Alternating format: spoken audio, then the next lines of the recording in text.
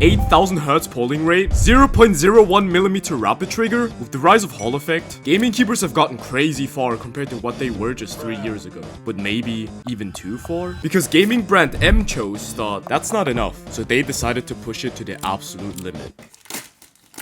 The A68 Turbo from MCHOSE is a very special keyboard because it is the world's first 16,000 Hz polling rate keyboard. But with a steep price of $140, what does the world's fastest keyboard have to offer? So MCHOSE sent me the A68 Turbo in a Galaxy Orange colorway, and the immediate thought that I had when seeing it is that it looks like the engineer from Team Fortress 2. At first I actually wasn't a fan of these keycaps, but they have really grown on me a lot, and I actually really like this futuristic cyberpunk type look. I think they executed really nicely. The Turbo also comes with a volume knob and a layout switcher, which I rarely see now, so these are a great addition to the keyboard. On the sides of the keyboard, there's a text saying Super Gaming Gear. Honestly, I don't know why they added this because it honestly makes it look quite cheap. The A68 Turbo comes with a full aluminum case, and it is an absolute chonker at 1.35 kilograms. It does make it feel really premium, and it could probably handle the upcoming nuclear explosion and still be fine. Also, who the fuck is Young? On the packaging and even on the bottom of the keyboard, it's talking about this being Young's choice. Like, who is that, dude? Shout out to Young. But how does it sound like?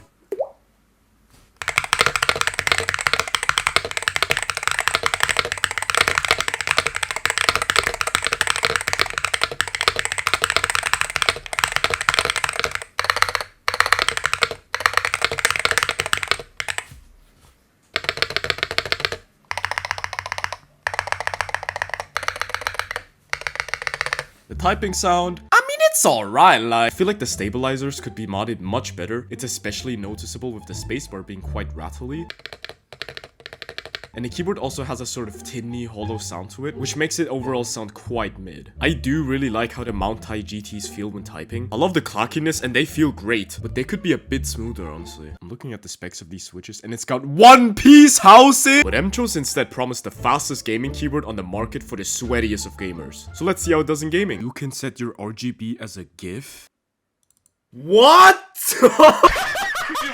The Turbo's rapid trigger settings actually goes down to only about 0.02mm, which is not the fastest we've seen. The Aula Hero 68HE can go down to about 0.01mm, and even the Attack Shark X68HE at just $50 also goes that low. Video on that soon. But the Turbo has this thing called Berserk Mode 2.0. What a sick name, dude. And with this mode on, you can make the keyboard's rapid trigger settings go to 0.001mm. When would you ever need an input this light? For comparison, that's literally the size of a freaking bacteria. I've tried using it in Mania, and I honestly don't really notice a difference from that compared to 0.01mm. That's probably due to the fact that both are smaller than the chances of Ting Momentum having a salad. Okay, not that small. But speaking of Mania, how does the A68 Turbo perform in it? The Mount Tai GTs are very light. So light, it's a bit hard to keep control of them. I'm used to much heavier switches, so it was a bit difficult to get used to. But they do have a decent amount of bounce to them. Gives you a good amount of control and doesn't make you feel like you're just mindlessly hovering over the keys. However, I wish it had just a bit more because sometimes when the maps get really fast, it starts to feel like I'm doing absolutely nothing. The bottom mount distance is really short at 3.4mm, so it's not my preferred distance, but bursts and streams feel quite effortless. Honestly, it's basically just a lighter version of the Black Emperor switches of the Hero 68HE, where the bounce was too much. The mount ties have too little. I think I actually prefer the mount ties ever so slightly over the Black Emperors. After playing with them for a while, the little control is compensated by the light switch, so I can get back into patterns quite easily. The weird hollow feeling due to the case also takes away a bit of the experience, but all things considered, this is a nice switch for Mania, and if you prefer short bottom outs and really fast switches, these might be your best bet.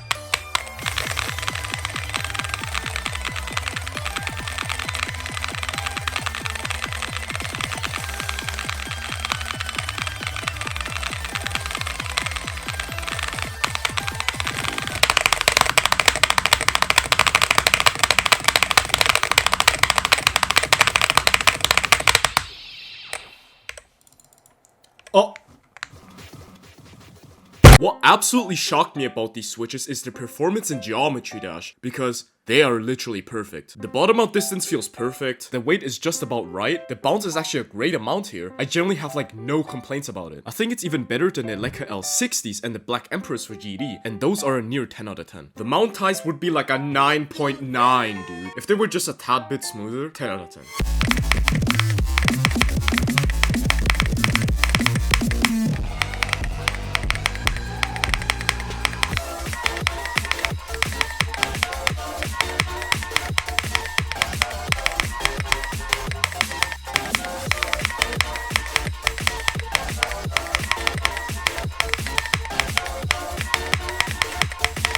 But now for the question you've been waiting for. Did the 16,000 Hz polling rate and the 0.001mm rapid trigger make a huge difference and make me theta down? Look, if you've ever used a 125 Hz polling rate keyboard for rhythm games and switched to a 1000 one, you'd know how huge of a difference it truly makes, because the 125 Hz polling rate is basically capping your current skill. Maybe on the map you got 150 perfects, when in reality it would have been about 50. But by going to 1000 Hz, the inputs are so fast and precise now that any input delay or input shifts are completely negligible. This is why going from 125 to 1000 can make your ratio literally 10 times better. The keyboard can finally register your inputs accurately. But already at that polling rate, you've already removed 99% of the barrier that was preventing your skill from reaching its potential. The only time you would ever notice a good difference past that is if you pressed over 1000 notes a second, which I don't think you're doing. And the same principle applies to the rapid trigger. Anything below 0.25mm honestly makes no difference and only leads to more misclicks. It's only so much your peripherals can help you. And with such a good keyboard like this, any skill issues you face are just a skill issue. I think gaming companies have gone a bit too far with the excessive features and stuff. Nowadays it seems like they are focusing on stuff that barely makes a difference at all, rather than what really matters, and that's to perfect what they currently have. While it is extremely impressive they were able to pull all of this off, they got a bit too carried away, and it's especially noticeable on the typing of the A68 Turbo. But I still really like this thing. For the price you pay, it's actually quite great value. It is basically the fastest you can get, and the build quality is so nice. If you were to mod it, it would be one of the best gaming keyboards you can have. And yeah, I am not kidding when I say this is the best keyboard I've tried for Geometry Dash. I mean, this random guy also uses a turbo, and I think he's pretty decent.